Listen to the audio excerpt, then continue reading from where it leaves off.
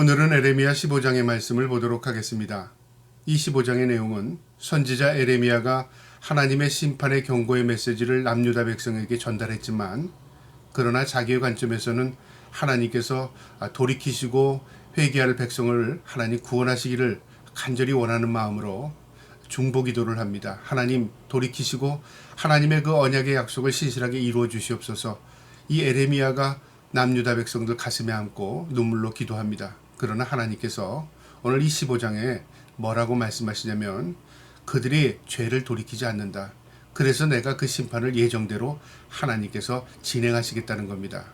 그러나 선지자 에레미야는 그 가운데서도 하나님께서 구별하여 구원하시겠다는 약속의 메시지입니다. 오늘도 이 말씀을 통해서 하나님의 신실하신 그 약속을 우리의 마음에 품고, 우리가 이 험난한 세상에 살지만은 늘 하나님의 약속에 붙들고 날마다 하나님의 은혜 가운데 승리의 삶을 살기를 축복합니다. 15장 1절에 여호와께서 내게 이르시되 모세와 사무엘이 내 앞에 섰다 할지라도 내 마음은 이 백성을 향할 수 없나니 그들은 내 앞에서 쫓아내 보내라.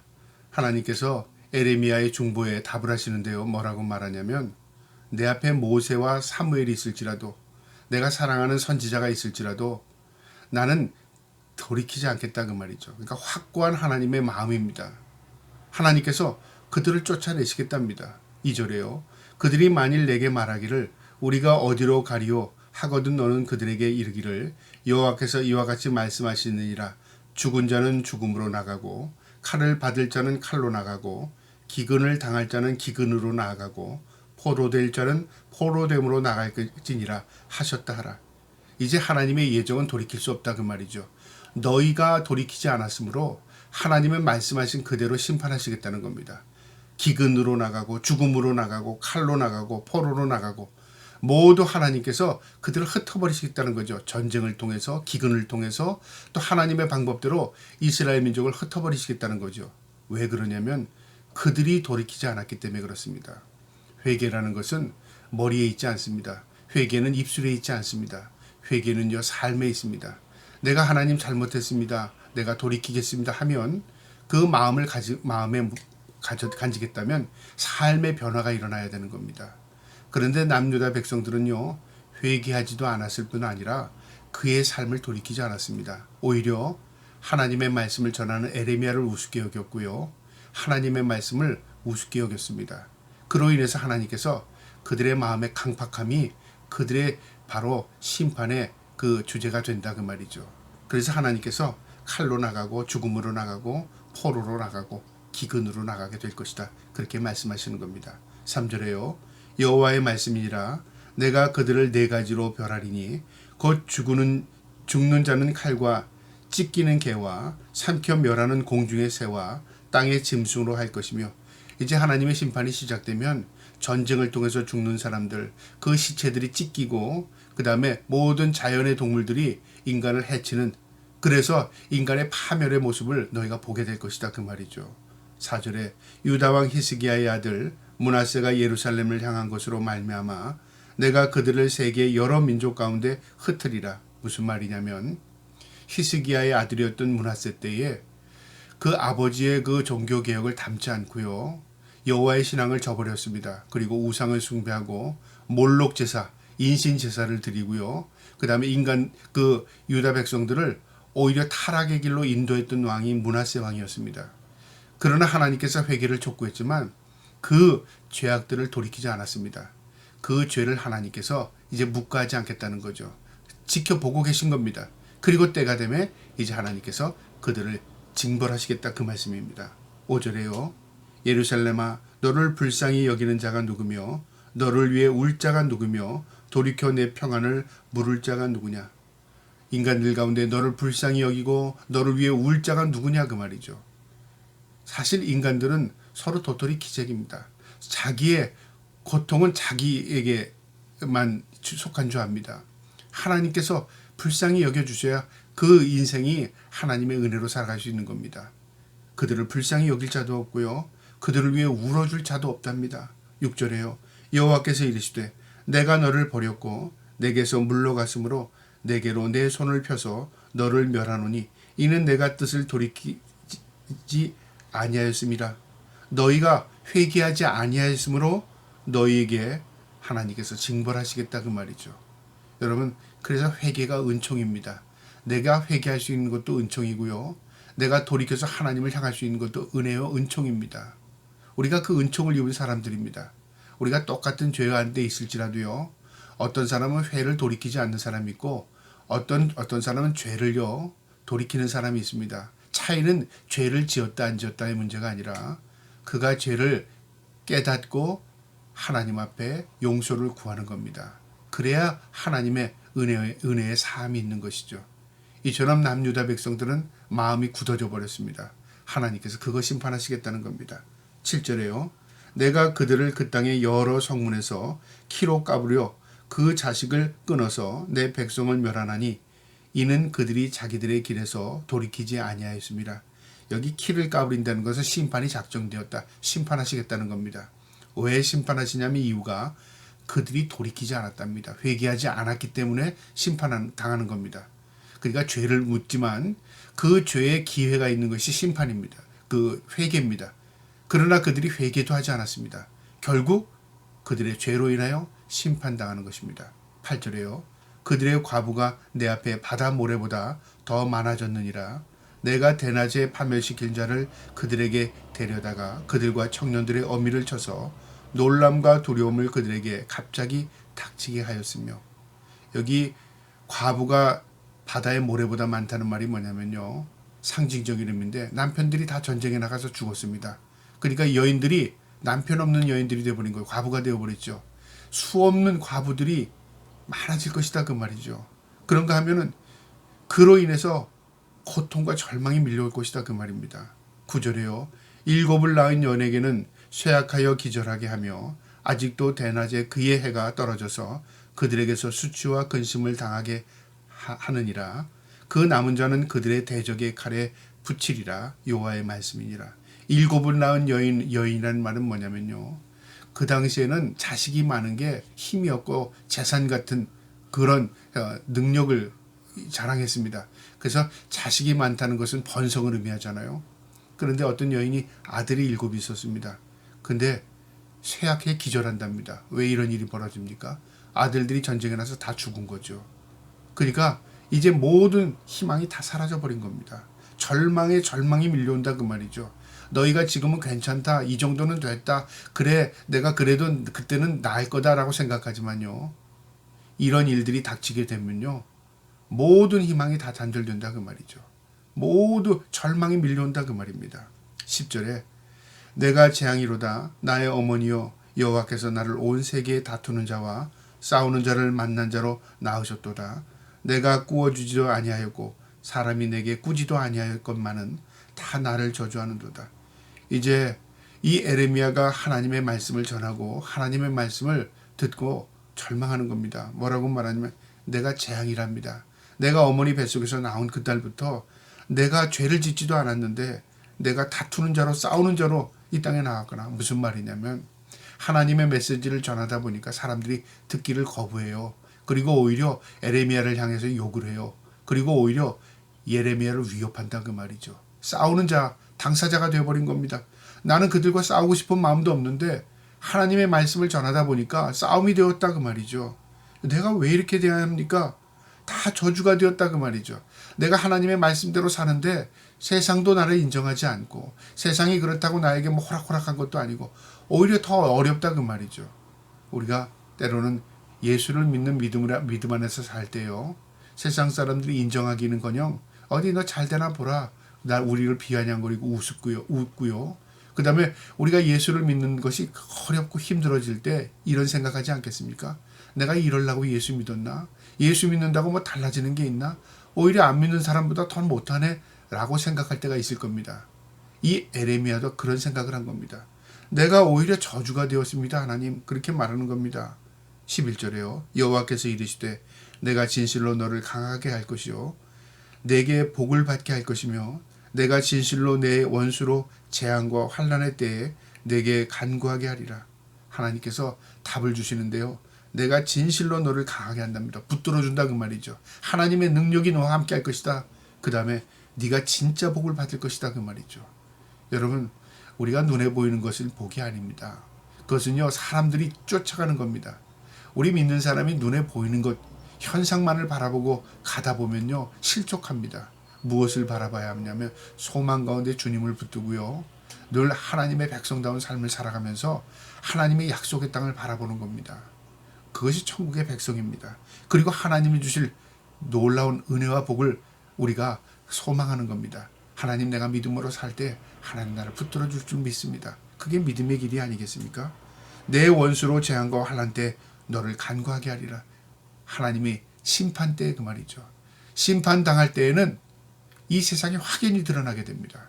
그땐 진정으로 우리에게 영광이 무엇인가를 가르쳐 줍니다. 네가 진정한 영광을 보게 될 것이다 그 말이죠.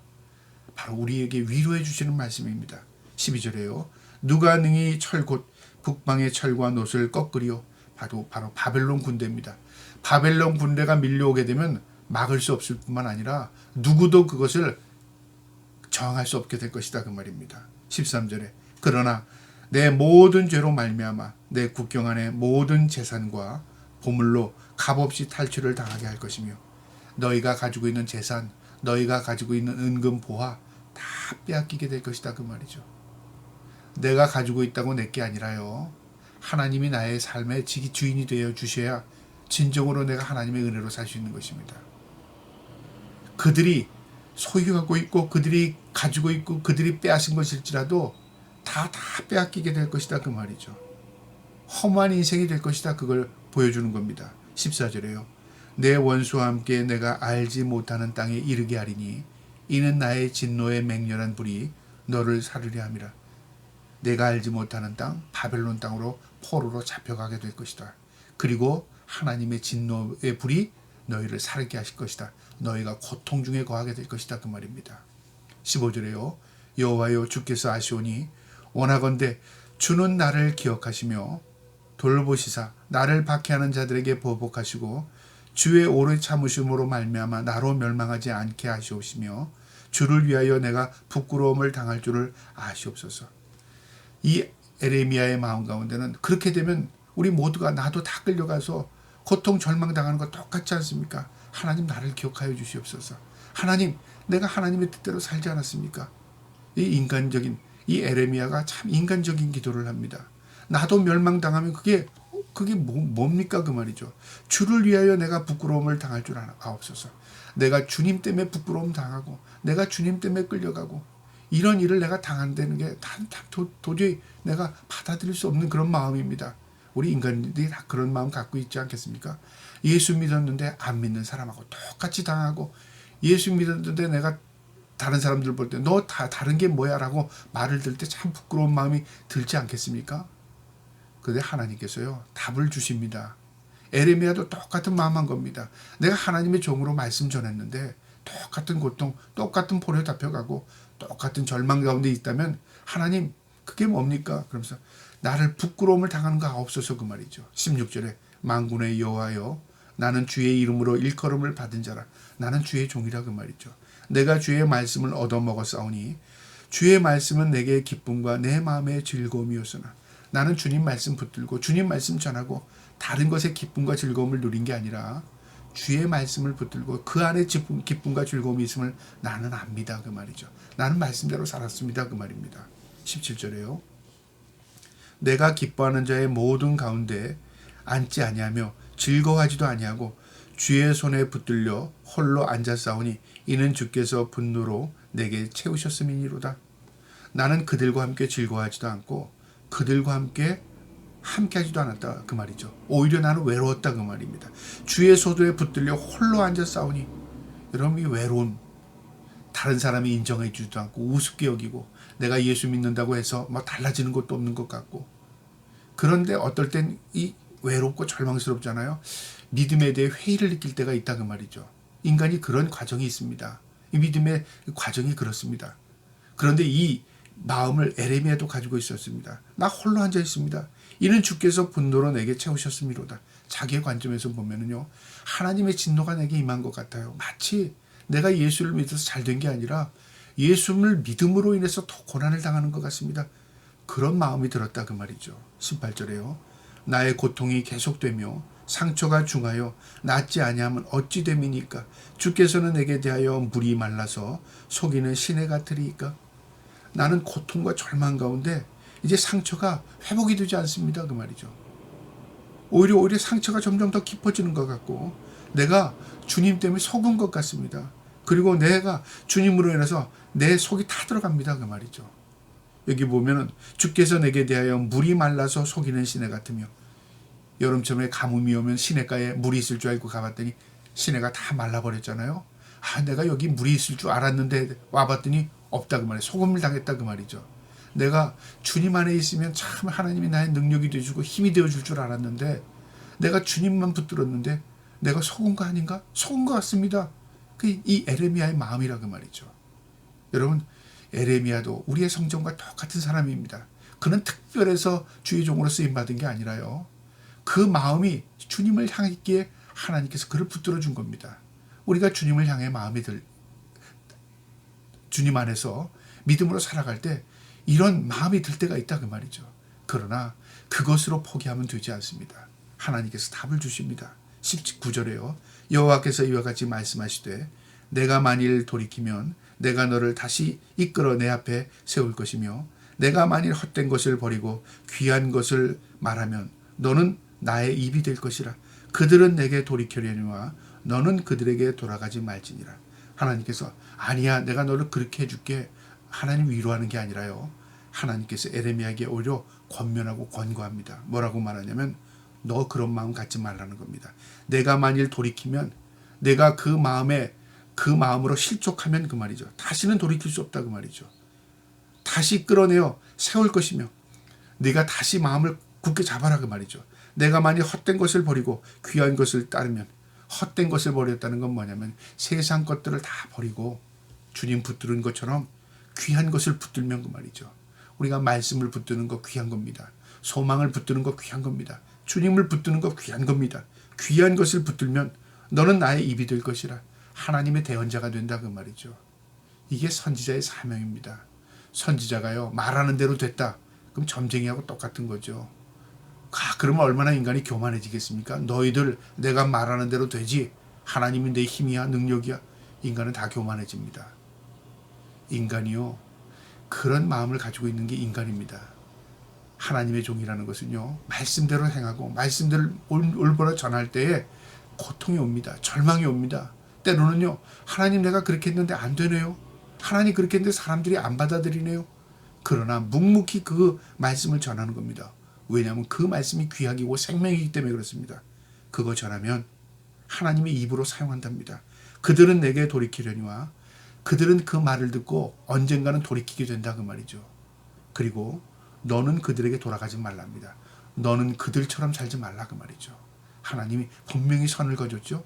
너는 그 말씀을 묵묵히 전하고 너는 그들처럼 되지 말고 물들지 말고 그들이 너의 말을 듣지 않을지라도 전하면 언젠가는 택함받은 백성들이 너의 말을 듣고 돌아올 것이다. 그리고 너는 그들에게 돌아가지 말지니라. 하나님의 경고와 권면의 메시지입니다. 20절에요. 내가 너로 이 백성 앞에 견고한 노성이 되게 하리니 그들이 너를 칠지라도 이기지 못한 것은 내가 너와 함께하여 너를 구원하여 건짐이라. 여호와의 말씀이니라. 내가 너를 노성이 되게 하겠다. 어떤 악한 세력도 너를 침범하지 못하게 하겠다. 하나님이 지켜주시겠다 그 말이죠. 그리고 내가 너와 함께하여 임마누엘이 되어주시겠다 그 말이죠. 그리고 너를 구원하여 건진답니다. 하나님께서 어떤 상황이 될지라도 하나님이 우리의 힘이 되어주시고 능력이 되어주시고 우리를 건져내신다 그 말이죠. 약속입니다. 약속.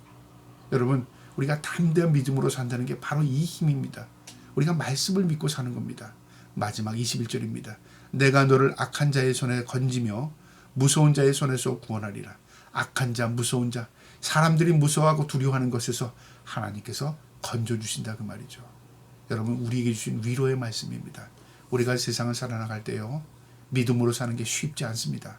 그러나 믿음을 지키며 살 때에 하나님께서 세상 가운데 지켜주시고 힘이 되어주시고 능력이 되어주실 뿐만 아니라 반드시 우리에게 참된 놀라운 은혜와 복을 우리에게 베풀어 주실 겁니다. 그리고 하나님께서 마지막 때 심판 때 확연하게 우리에게 드러내 주실 것입니다. 이 영광이 무엇인가를요.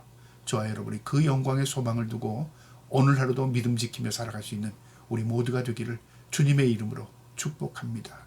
아멘.